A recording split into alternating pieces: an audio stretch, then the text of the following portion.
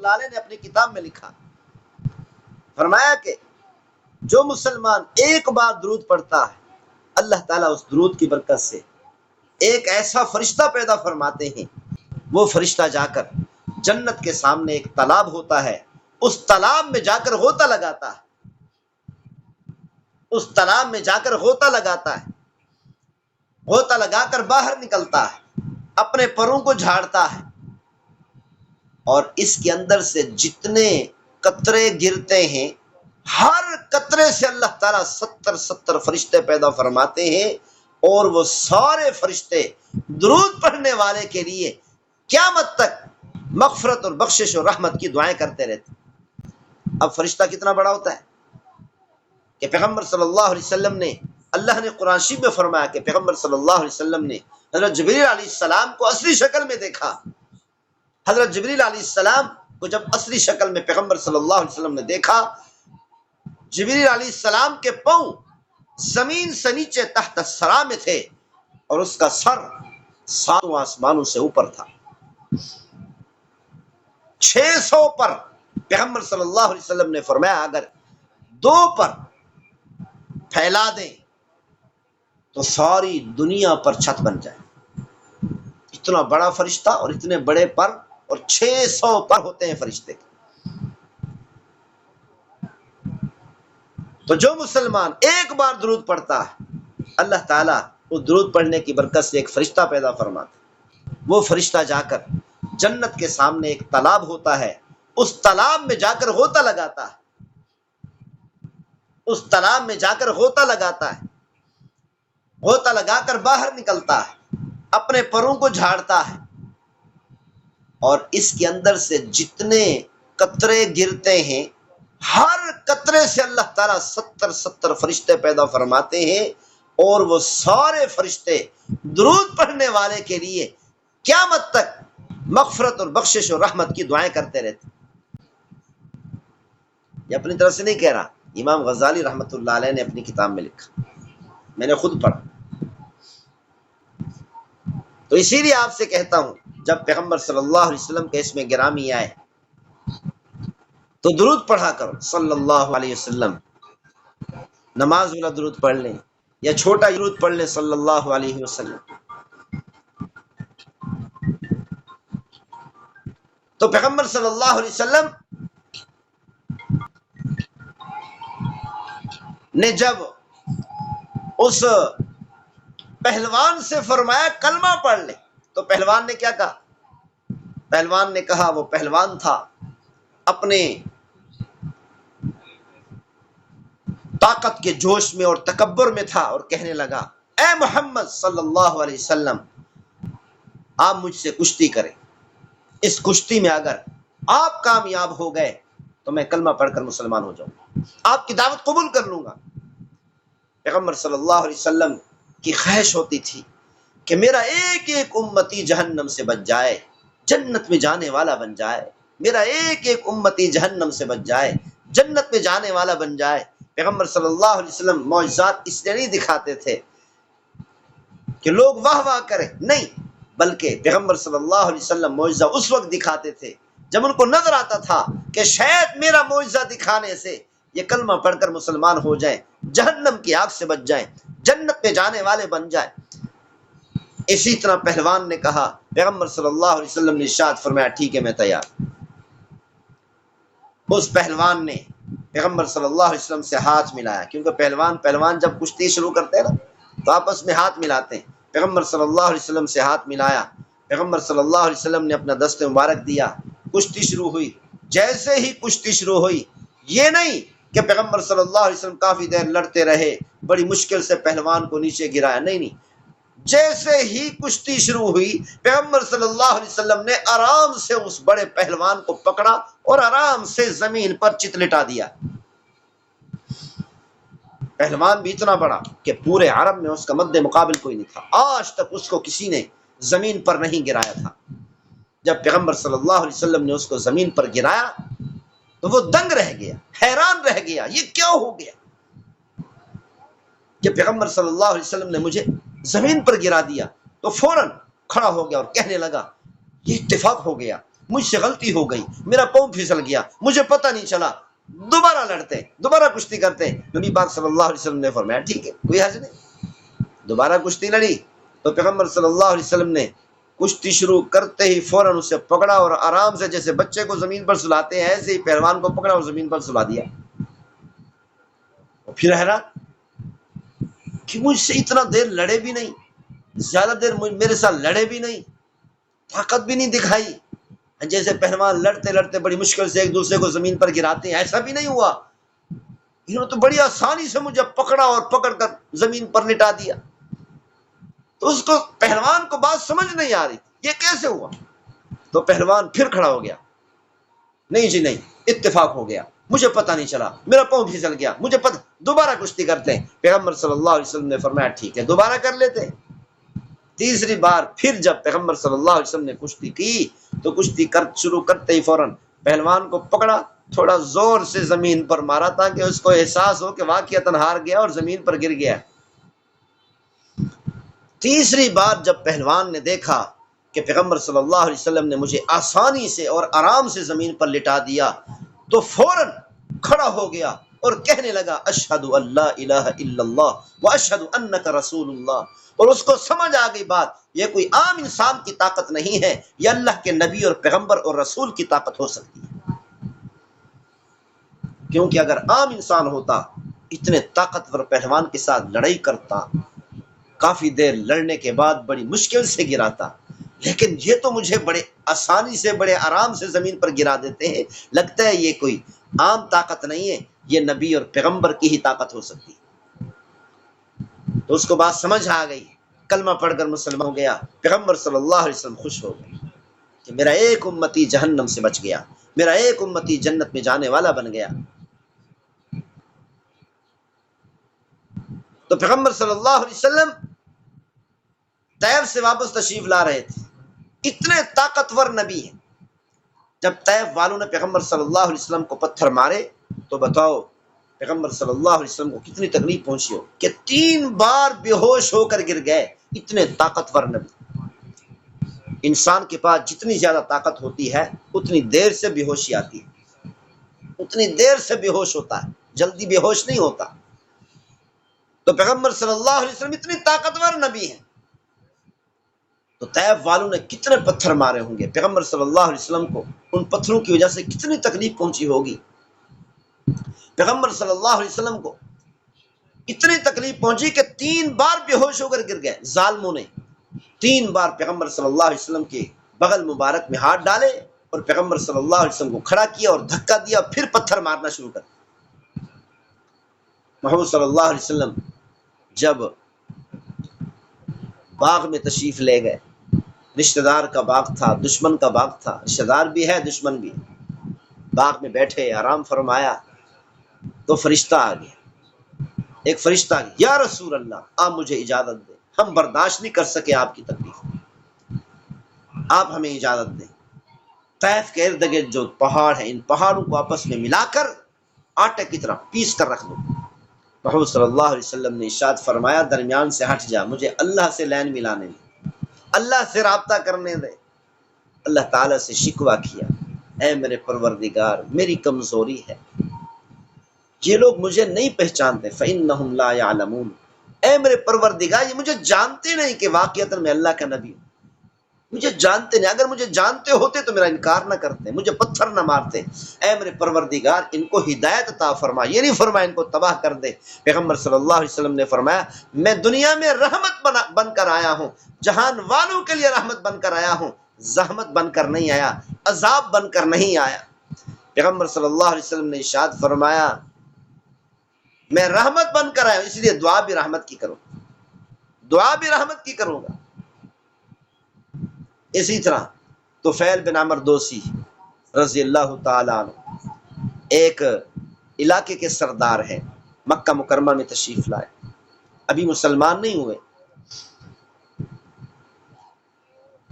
مکہ کے سرداروں نے اس سے ملاقات کر کے کہا یہاں پر ایک نوجوان ہے جادو کرتا ہے، خیال کرنا اس کے پاس نہ جانا، خیال کرنا اس نوجوان کی بات نہ سننا، اگر تو نے اس نوجوان کی بات سن لی تو اپنے ہی لوگوں کا دشمن بن جائے گا اور تیرے ہی لوگ تیرے دشمن بن جائیں۔ اتنا ڈرایا اس کو، اتنا ڈرایا کہ طفیل بن عمر دوسی نے اپنے کانوں میں روئی ڈال لی کہ اگر محمود صلی اللہ علیہ وسلم بات کریں گے بھی صحیح تو میں سن نہیں سکوں گا۔ روئی ڈال لی، روئی ڈال کر چل رہے مکہ مکرمہ۔ چلتے چلتے ایک مرتبہ مسجد حرام میں گئے، بیت اللہ شریف کے سامنے کیا دیکھتے ہیں؟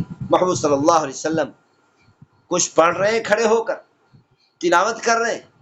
تو طفیل بن عمر دوسی نے اپنے آپ سے کہا تو بڑا سمجھدار سردار ہے، شاعر ہے، تو اچھی بری باتوں کو جانتا ہے، تجھے ڈرنے کی کیا ضرورت ہے؟ روئی کانوں میں ڈالنے کی کیا ضرورت ہے؟ اس کا کلام سن لو، کلام اچھا ہوگا تو قبول کر لینا، اچھا نہیں ہوگا تو رد کر دینا۔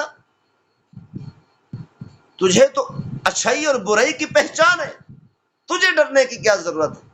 وہ زبردستی تو نہیں کریں گے مجھ پر۔ تو روئی نکالی، پیغمبر صلی اللہ علیہ وسلم کا کلام سنا، قرآن مجید کی تلاوت سنی تو گرویدہ ہو گیا۔ سنتا رہا سنتا رہا سنتا رہا۔ محمود صلی اللہ علیہ وسلم نے اپنی نماز مکمل کی، نماز مکمل فرمانے کے بعد اپنے گھر تشریف لے گئے۔ طفیل بن عمر دوسی بھی پیچھے پیچھے جا رہا ہے، اس کو پتہ نہیں چلا میں کہاں جا رہا ہوں، بس یہی پتہ تھا کہ اس آدمی کے پیچھے جا رہا ہوں جس کی میں نے تلاوت سنی، جس کا میں نے کلام سنا، پیچھے پیچھے جا رہا۔ پیغمبر صلی اللہ علیہ وسلم گھر پہنچ گئے، یہ بھی گھر پہنچ گئے۔ محمد صلی اللہ علیہ وسلم سے کہنے لگے آپ کیا فرماتے، کیا کہتے ہیں؟ پیغمبر صلی اللہ علیہ وسلم نے اسلام کی دعوت دی اور مزید تلاوت سنائی، اسلام کی دعوت دی، فوراً کلمہ پڑھ کر مسلمان ہو گئے، فوراً کلمہ پڑھ کر مسلمان ہو گئے۔ قرآن مجید فرقان حمید سے اتنے متاثر ہو۔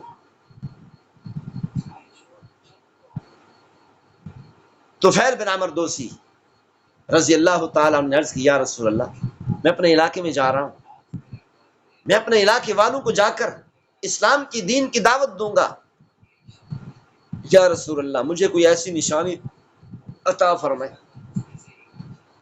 جس نشانی کو دیکھ کر وہ یقین کر لے۔ پیغمبر صلی اللہ علیہ وسلم نے دعا کی تو اللہ تعالیٰ نے طفیل بن عمر دوسی رضی اللہ تعالیٰ عنہ کی پیشانی میں ایک نور کو چمکا دیا جس کی روشنی نکل رہی تھی، شعاعیں نکل رہی تھی۔ طفیل بن عمر دوسی رضی اللہ تعالیٰ عنہ گھر جا رہے ہیں،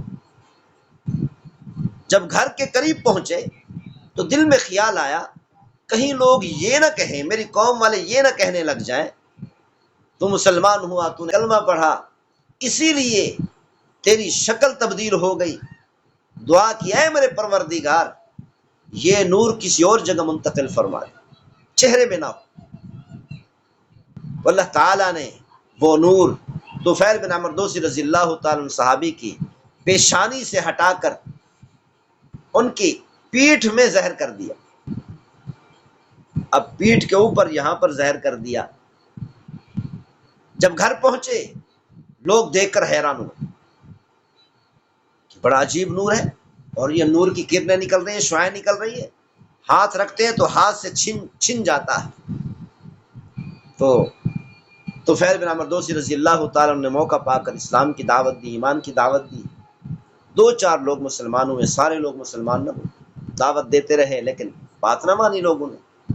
پھر محمود صلی اللہ علیہ وسلم کی خدمت میں حاضر، یا رسول اللہ میری قوم نے دعوت کو قبول نہیں کیا، یا رسول اللہ آپ ان کے خلاف بد دعا فرمائیں، یہ تباہ ہو جائیں، ہلاک ہو جائیں، ختم ہو جائیں۔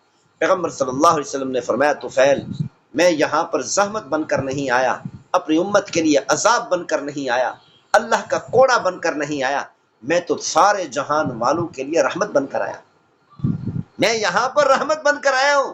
اسی لیے پیغمبر صلی اللہ علیہ وسلم نے دست مبارک اٹھایا دعا کرنے کے لیے، دعا کی اے میرے پروردگار طفیل بن عمر دوسی کی قوم کو ہدایت عطا فرما، اور ایسی ہدایت عطا کر کہ وہ میرے قدموں میں آ جائیں۔ پیغمبر صلی اللہ علیہ وسلم نے دعا فرمانے کے بعد طفیل بن عمر دوسی رضی اللہ تعالیٰ کو فرمایا جاؤ اپنے علاقے میں، اپنے لوگوں کے پاس، اپنی قوم کے پاس، اب تمہاری وہ بات مانیں گے۔ طفیل بن عمرو دوسی رضی اللہ تعالی عنہ اپنی قوم میں دوبارہ گئے، دوبارہ دعوت دی، ساری قوم کلمہ پڑھ کر مسلمانوں۔ طفیل بن عمرو دوسی رضی اللہ تعالی صحابی ساری قوم کو، 80 لوگ نہیں، 80 گھرانے، 80 لوگ نہیں، 80 گھرانے مسلمان ہوئے، اور ان سب کو محمود صلی اللہ علیہ وسلم کے قدموں میں لے آئے۔ 80 گھرانے محمود صلی اللہ علیہ وسلم کے قدموں میں حاضر ہو گئے۔ پیغمبر صلی اللہ علیہ وسلم کا کلمہ پڑھا تو محمود صلی اللہ علیہ وسلم کی دعا مبارک رنگ لائی۔ تو پیغمبر صلی اللہ علیہ وسلم نے دنیا والوں کو بتایا، میں دنیا والوں کے لیے عذاب کا کوڑا بن کر نہیں آیا، میں دنیا والوں کے لیے رحمت بن کر آیا، اپنی امت کے لیے رحمت بن کر آیا ہوں، انسانوں کے لیے بھی رحمت بن کر آیا ہوں، جنات کے لیے بھی رحمت بن کر آیا ہوں۔ محمود صلی اللہ علیہ وسلم نے فرمایا جانوروں کے لیے بھی رحمت بن کر آیا ہوں، جنات کے لیے کیسے رحمت بن کر آئے؟ محمد صلی اللہ علیہ وسلم نے فرمایا جب تم کسی سانپ کو مارو تو خیال کیا کرو کہ کہیں وہ جن نہ ہو۔ ایک مرتبہ کافی سارے جنات آئے اور پیغمبر صلی اللہ علیہ وسلم کا کلمہ پڑھا۔ پیغمبر صلی اللہ علیہ وسلم سے درخواست کی، یا رسول اللہ کچھ دن ہم مدینہ منورہ میں رہیں گے۔ پیغمبر صلی اللہ علیہ وسلم نے صحابہ کرام میں اعلان فرما دیا، خیال کرنا آج سے 3 دنوں تک میں نے جنات کو مہلت دی ہے کہ 3 دنوں کے بعد، 3 دنوں کے اندر مدینہ منورہ چھوڑ کر چلے جائیں۔ 3 دنوں تک کسی سانپ کو نہ مارنا، کیونکہ ہو سکتا ہے کہ کوئی جن سانپ کی شکل میں ہو۔ تو محمود صلی اللہ علیہ وسلم جنات کے لیے بھی رحمت بن کر آئے، جانوروں کے لیے بھی رحمت بن کر آئے۔ ایک صحابی رضی اللہ تعالیٰ کو پیغمبر صلی اللہ علیہ وسلم نے دیکھا کہ جانور پر سوار ہو کر باتیں کر رہے ہیں۔ پیغمبر صلی اللہ علیہ وسلم نے فرمایا جانور کو تکلیف نہ دیا کرو، بات کرنی ہے تو اتر جایا کرو، صرف سفر کرتے ہوئے سوار ہوا کرو۔ جانور پر بیٹھ کر باتیں کرتے رہنا یہ جانور پر ظلم اور زیادتی ہے۔ وہ صحابی رضی اللہ تعالی عنہ فوراً جانور سے نیچے اتر گئے۔ پیغمبر صلی اللہ علیہ وسلم جانوروں کے لیے بھی رحمت بن کر آئے، پرندوں کے لیے بھی رحمت بن کر آئے۔ محمد صلی اللہ علیہ وسلم ایک مرتبہ صحابہ اکرام کے ساتھ جا رہے ہیں۔ صحابہ فرماتے ہیں کہ جنگل کا سفر تھا، ایک درخت پہ ہم نے دیکھا کہ ایک چڑیا نے گھونسلہ بنا کر بچے دیے ہوئے، ہم نے ان بچوں کو اٹھا لیا۔ تو ان کی ماں چڑیا جب آئی تو وہ محبوب صلی اللہ علیہ وسلم کے سر مبارک پر ایسے اڑنے لگی اور گھومنے لگی۔ محمد صلی اللہ علیہ وسلم نے صحابہ اکرام سے فرمایا اور چاں چاں کرنے لگی۔ اپنی زبان میں محمد صلی اللہ علیہ وسلم کو شکایت کی، یا رسول اللہ آپ کے صحابہ نے، آپ کے دوستوں نے میرے بچے اٹھا لیے۔ محمد صلی اللہ علیہ وسلم نے صحابہ اکرام سے فرمایا تم میں سے کس نے اس چڑیا کو اس کے بچوں کے ذریعہ سے تکلیف دی ہے؟ تم میں سے کس نے اس چڑیا کو اس کے بچوں کے ذریعہ سے تکلیف دی ہے؟ محمد صلی اللہ علیہ وسلم نے فرمایا اس کے بچے اس کو واپس کر دو۔ تو صحابہ اکرام نے وہ بچے چڑیا کو واپس کر دیے تو چڑیا چلی گئی۔ تو محمد صلی اللہ علیہ وسلم پرندوں کے لیے بھی رحمت بن کر، پوری امت کے لیے رحمت بن کر، عورتوں کے لیے بھی رحمت بن کر آئے، مردوں کے لیے بھی بن کر آئے۔ عورتوں کے لیے کیسے رحمت بن کر آئے کہ پیغمبر صلی اللہ علیہ وسلم نے عورتوں کو عزتیں، کہ عورت کی کوئی عزت نہیں تھی زمانہ اسلام سے پہلے، زمانہ جاہلیت میں عرب کے ہاں بھی عورت کی کوئی عزت، کوئی قدر نہیں۔ یہاں تک تھا اگر کسی کا شوہر فوت ہو جاتا تو اس کو کمرے کے اندر بند کر کے رکھتے تھے۔ اب یہ لاوارثی ہو گئی۔ اور اسی طرح اگر کسی عورت کو ایام آتے تو اس کو کمرے میں بند کر دیتے، اس کے ہاتھ کی بنی روٹی نہیں کھاتے تھے، اس کے ہاتھ سے کچھ بھی نہیں لیتے تھے، اور کہا کرتے تھے یہ پلیت اور نجس ہو چکی۔ پیغمبر صلی اللہ علیہ وسلم نے آ کر عورت کو عزتیں عطا کی، بیٹیوں کو زندہ درگور کر دیا کرتے تھے، زندہ درگور کر دیا کرتے۔ ایک صحابی آئے یا رسول اللہ، یا رسول اللہ، میں نے بہت بڑا گناہ کیا، بہت بڑا مجرم ہوں، کیا اللہ مجھے بھی معاف کر دے گا؟ پیغمبر صلی اللہ علیہ وسلم نے ارشاد فرمایا کیوں نہیں، ایمان لانے سے پہلے جتنا ہی بڑا گناہ ہو، جتنی بڑی نافرمانی ہو، اللہ تعالیٰ معاف فرما دیتے۔ کلمہ پڑھنے سے سارے معاف ہو جاتے، سارے مٹ جاتے ہیں۔ کلمہ پڑھنے کے بعد نئی بات ہوتی ہے، کلمہ پڑھنے کے بعد اس طرح انسان پاک اور صاف ہو جاتا ہے جیسے ابھی پیدا ہوا۔ یا رسول اللہ، میں نے بہت بڑا گناہ کیا، میں نے بہت بڑا گناہ کیا۔ پیغمبر صلی اللہ علیہ وسلم نے پوچھا کون سے اتنا بڑا گناہ کیا جس کی وجہ سے تو اتنی پریشان ہے؟ یا رسول اللہ، میں کہیں تجارت کے لیے باہر گیا ہوا تھا، تجارت سے میں واپس آیا، گھر میں پہنچا، مجھے کافی مہینے لگ گئے، تو جب میں گھر پہنچا تو کیا دیکھا کہ میری جو ہے نا بیٹی پیدا ہو چکی، لیکن میری بیوی نے مجھے بتایا نہیں کہ یہ آپ کی بیٹی ہے۔ میری بیوی کہا کرتی تھی یہ تو ہمسائے کی بیٹی ہے۔ 4-5 سالوں تک میری بیوی نے مجھے نہیں بتایا، اس ڈر کی وجہ سے کہ زندہ دفن کر دے گا۔ وقت گزرتا رہا، 4-5 سال گزر گئے، 4-5 سالوں کے بعد مجھے کسی طریقے سے پتہ چل گیا کہ یہ میری بیٹی ہے۔ تو اس وقت گھر کے اندر بیٹی کا ہونا عزت کے خلاف سمجھا جاتا، غیرت کے خلاف سمجھا جاتا کہ یہ غیرت کے خلاف۔ تو مجھے غیرت آئی، جوش آیا، میں نے فوری طور پر کسی اٹھائی، بیٹی کو ساتھ لیا، جنگل کی طرف روانہ ہو گئے۔ چلتے چلتے جا رہے ہیں، بیٹی بار بار پوچھ رہی ہے ابا جان مجھے کہاں لے کے جا رہے، ابا جان مجھے کہاں لے کے جا رہے۔ میں اپنی بیٹی کو جنگل کی طرف لے گیا، جنگل میں پہنچا، بیابان میں پہنچا، وہاں پر گڑھا کھودنے لگا، قبر کھودنے لگا بیٹی۔ تو بار بار بیٹی پوچھتی ابا جان یہاں پر گڑھا کیوں کھود رہی، اور کہتی ہے ابا جان اگر میں مرد ہوتی آپ کو میں یہ گڑھا کھود کر دیتی، اور جب بھی مجھے پسینہ آتا تھا اپنے دوپٹے کے ذریعہ سے میرے پسینہ صاف کرتی تھی۔ پیغمبر صلی اللہ علیہ وسلم سنتے رہے اور روتے رہے۔ یا رسول اللہ، میرا دل اتنا سخت تھا، اتنا سخت تھا، جب گڑھا کھود لیا، اپنی بیٹی کو قبر کے اندر رکھا، گڑھے کے اندر رکھا، اوپر سے مٹی ڈالنا شروع کر دی۔ جب مٹی ڈالنا شروع کر دی تو کہنے لگی ابا جان مجھے چھوڑ دو، مجھے ہلاک نہ کرو، مجھے قتل نہ کرو، مجھے گڑھے کے اندر بند نہ کرو، میں تمہارے گھر میں کبھی نہیں آؤں گی، میں وعدہ کرتی ہوں، مجھے چھوڑ دو، مجھے زندہ چھوڑ دو، مجھے زندہ رہنے دو، میں تمہارے گھر کبھی نہیں آؤں گی، میں تمہارے سامنے کبھی نہیں آؤں گی، ابا جان مجھے چھوڑ دو۔ بالآخر مٹی ڈال ڈال کر میں نے اپنی بیٹی کو زندہ دفن کر دی۔ بالآخر اس کی سانسیں رک گئی، آواز رک گئی۔ پیغمبر صلی اللہ علیہ وسلم یہ واقعہ سنتے رہے اور روتے رہے۔ پیغمبر صلی اللہ علیہ وسلم کی آنکھیں مبارک سے آنسو نکل رہے تھے۔ محمد صلی اللہ علیہ وسلم نے فرمایا اللہ کے بندے تجھے اپنی بیٹی پر بھی ترس نہ آیا، تیرا دل اتنا سخت ہو چکا تھا۔ لیکن محمد صلی اللہ علیہ وسلم نے ارشاد فرمایا کہ جیسے ہی کوئی آدمی کلمہ پڑھتا ہے، کلمہ پڑھنے کی برکت سے اللہ تعالیٰ پچھلے تمام گناہوں کو معاف فرما دے، ایسے ہو جاتا ہے جیسے آج ہی پیدا ہوا۔